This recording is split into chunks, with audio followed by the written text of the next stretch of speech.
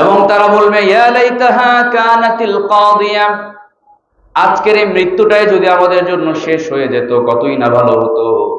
এরপর তারা বলবে মা আগনা আন্নি মালিয়া, আমার দুনিয়ার সম্পদ আমার কোনো কাজে আসলো না। হালাকা আন্নি সুলতানিয়া, আমার যে দুনিয়ায় প্রভাব ছিল, শক্তি ছিল, ক্ষমতা ছিল, আজকে কোনো কাজেই আসলো না। দুনিয়ায় আমার ভয়ে মানুষ থরথর করে কেঁপেছে, আমার আদেশ মানতে সবাই প্রস্তুত ছিল, আঙ্গুলের ইশারায় সবাই উঠতো এবং বসতো।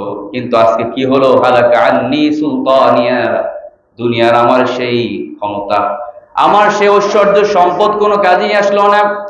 রব্বুল আলামিন বলবেন খুদুহু ফাগুল্লুহু সুম্মাল জাহিমা সাল্লু, এদেরকে ধর ধর ধর, ধরে ধরে শেকল বন্দি কর, ওই দেখা যায় জাহান্নাম করছে যে গড়গড়, ঠিক কি না? এদেরকে ধর, ফেরেশতাদেরকে বলা হবে ধরে ধরে শেকল বন্দি করে জাহান্নামে নিয়ে যাও। দুনিয়ায় আমরা কি দেখলাম? এত সম্পদ, এত প্রভাব প্রতিপত্তি, অথচ সেই মানুষগুলো কত অসহায় হয়ে এখন আদালতের কাঠগড়ায় দাঁড়ায়, ঠিক কিনা বলেন? কি প্রভাব, কি ক্ষমতা, কোটি কোটি টাকার মালিক, কিন্তু আজকে তারাও দুনিয়ার এই আইনি খেলায় তারা ধরা পড়ে গেছে।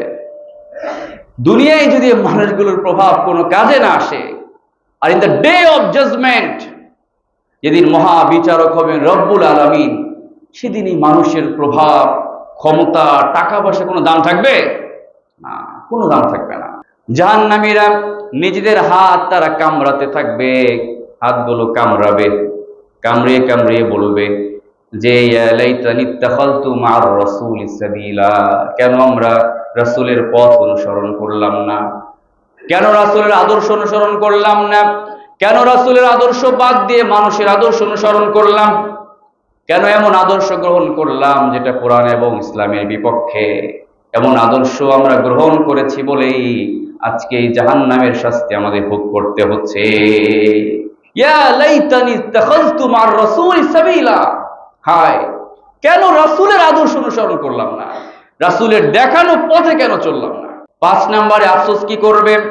ইয়া ওয়াইলাতা লাইতানি লাম আত্তাখিয ফুলানান খলিলা, আফসোস করে বলবে কেন আমি অমুককে আমার বন্ধু রূপে গ্রহণ করলাম, কেন অমুককে আমার বন্ধু বানালাম।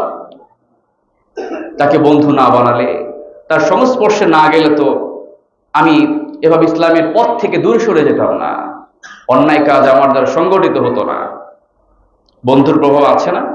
আছে কিনা? আপনি যে এমন সঙ্গী বানিয়েছেন, যে সঙ্গী সবসময় মানে এমন ভাবে চলাফেরা করে, কখনো নামাজও পড়ে না, ইসলামের বিধিবিধানগুলো মানে না, এমনকি তাদের সম্পর্ক এমন লোকদের সাথে যারা কিনা কোরআনের আওয়াজকে বন্ধ করে দিতে চায়, কোরআনের নূরকে যারা বন্ধ করে দিতে চায়, এমন মানুষের সংস্পর্শে যদি আপনি চলেন, সেটা আপনি আফসোস করবেন যে ইয়া ওয়াইলাতা লাইতানি লাম আত্তাখিয ফুলানান খলিলা, এমন লোককে কেন আমি আমার বন্ধু বানালাম।